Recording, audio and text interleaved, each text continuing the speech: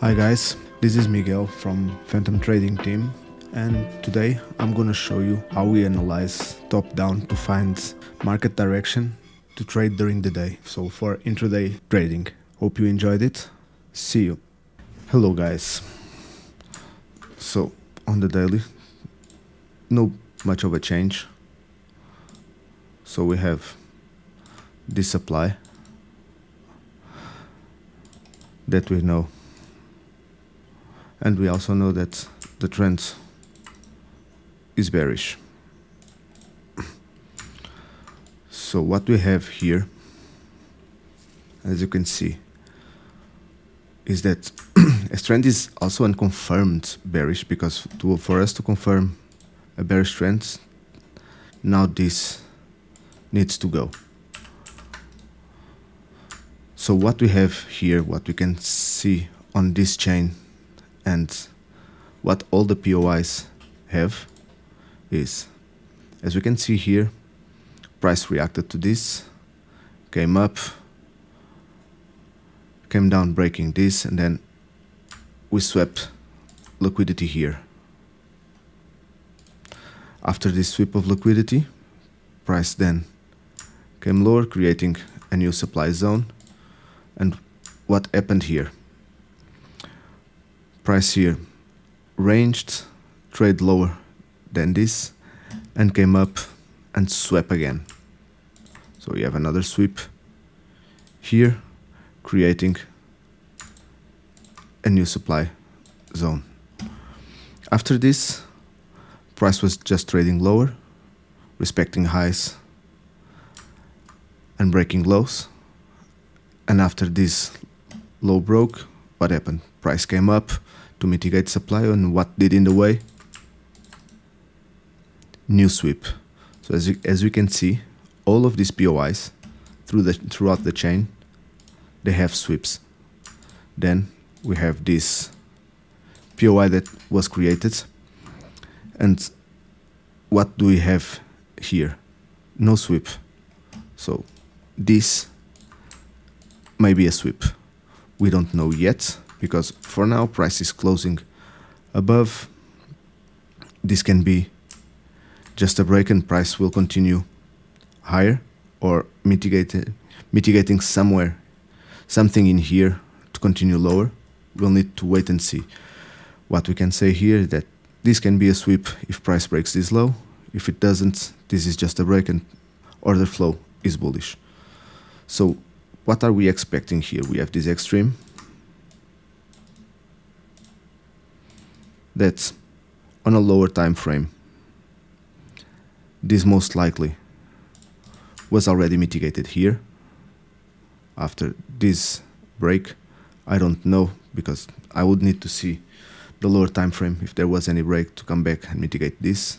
In this time frame, I wouldn't consider this mitigated, because after this push up, we didn't break anything to the left to confirm this mitigation. Also, we have here basically a flip on this higher time frame that will be a little bit clearer when we reach the lower time frame. And after this, we create a demand zone here that wasn't mitigated yet. As you can see, price didn't quite reach this area, and we know that after a break we need a pullback. So this would be a place where I would look for continuation longs based on the daily order flow. I would look for a confirmation here, as this is a daily zone, 4 hour for example, but I would expect longs until this fails. So we have this, and now going to the 4 hour, what are we looking for? So we know that we broke structure here,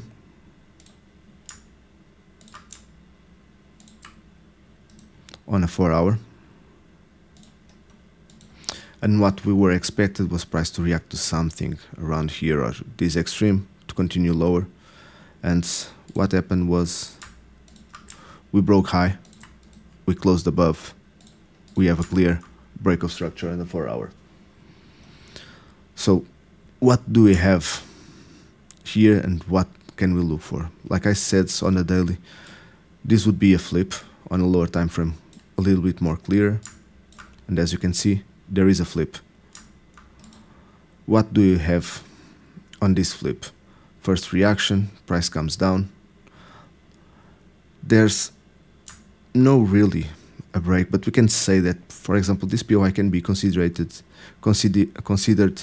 mitigated. Why? We have a break to the upside or a choke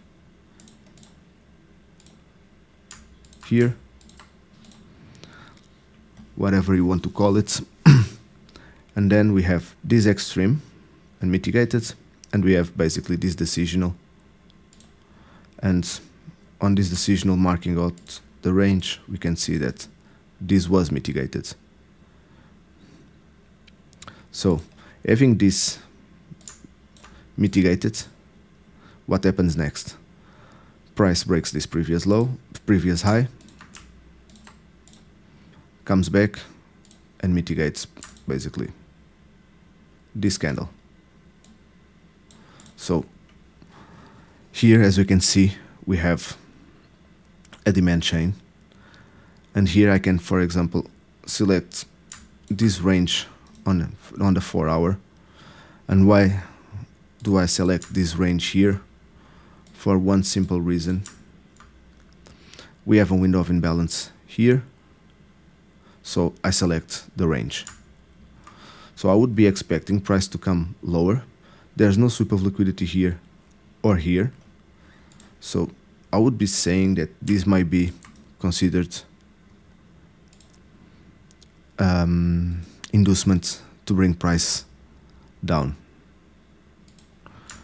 It can also respect this. This was a reaction basically to this window of imbalance. Price can come from here and create some liquidity here, mitigates, and then go after taking out low on the right. So it's possible.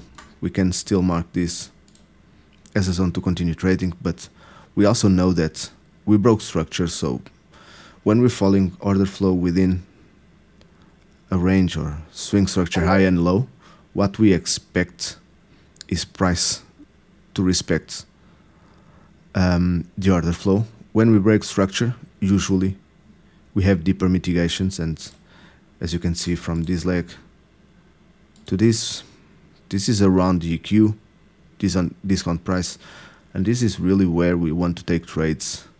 We want to buy cheap and sell high. So on the 15 minutes, what do we also have? So this would be the 4 hour zone. We know that we now broke this 15-minute high. This was basically the swing high on the M15. And what do we have on this leg to continue long? We see that order flow is clearly bullish, so nothing to say about it. And here, what we have? So we have this extreme that basically is a reaction to this supply. And what happened is here we have basically this flip internally, this extreme mitigated the demands. And what happens here? There's no liquidity sweep either on the extreme, even on where the chain started, or the decisional. So we could expect this decisional to be taken out, and I would like to look for longs basically from this area. Now if we go backwards, other areas that I would like to to mark out would be, okay, start to have basically an internal chain here. Where did we broke this previous high? It was here. Was this mitigated? Yes. And what do we have here to the left? We have a supply level. This supply level broke previous lows, so it's a valid supply level. Oops. And what happened here? Exactly the same thing I'm waiting for to happen here.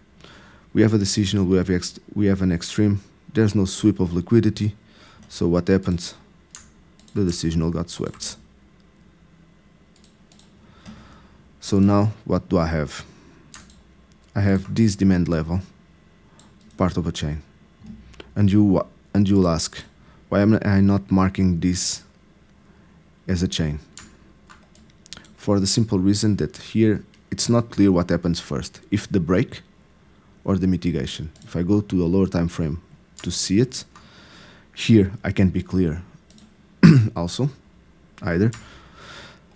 So what we have here, okay, we have these breaks, price came back, mitigated and then went up, but on the 15 minutes we don't see a clear mitigation. So price can still come to this level or